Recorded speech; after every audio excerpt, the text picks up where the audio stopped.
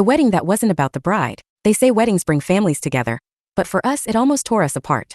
When my sister got engaged, she was glowing, dreaming of a quiet, intimate wedding filled with soft pastels, her favorite flowers, and just the people who truly mattered.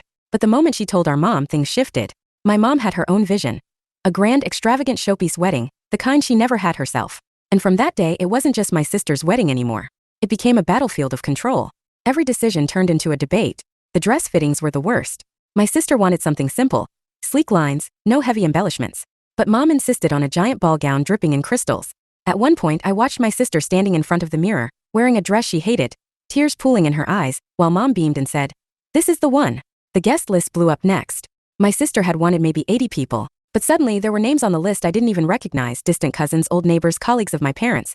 The list grew to over 200. "It's tradition," mom snapped whenever my sister tried to object. "You can't exclude family." Still, my sister stayed quiet, swallowing her disappointment.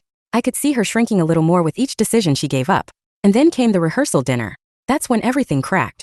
My sister had been excited about one detail: her cake. She'd chosen it herself. A modest two-tier white cake with delicate hand-painted flowers that reminded her of the garden we grew up playing in. It was symbolic, personal, hers. But when the bakery rolled in the cake, everyone gasped. It wasn't hers. Instead, it was a towering 5-tier monster covered in deep red roses. Mom's favorite color, not my sister's. I'll never forget her face in that moment, like all the air had been sucked out of her. She whispered, almost to herself, "That's not my cake." Mom, of course, clapped her hands and said proudly, "Now this is a cake worthy of a wedding." The silence that followed was deafening. My sister tried to smile, tried to swallow her anger like she had every other time, but her voice cracked when she finally said, "But it's not my wedding anymore, is it?" Then she walked out. The night before the wedding, she stayed at my place. She didn't cry, didn't rage. She just sat quietly, staring at her engagement ring like she was trying to figure out if she could even go through with it. She said one sentence I'll never forget: "If I don't take this back tomorrow, I'll regret it for the rest of my life." The next day, the guests gathered, the music played, and the groom waited nervously at the altar. But there was no bride. Minutes turned into nearly an hour. Mom paced, whispering frantic excuses, while people started murmuring. And then, just when everyone thought she might not come at all, my sister walked in.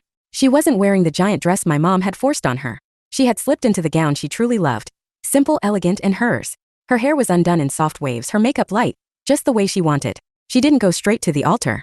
She stopped at the front row, right in front of our mother. In a voice steady enough to silence the room, she said, "This is my day, not yours." The entire hall froze. Mom's face turned crimson, her hands trembling, but she didn't say a word. And my sister?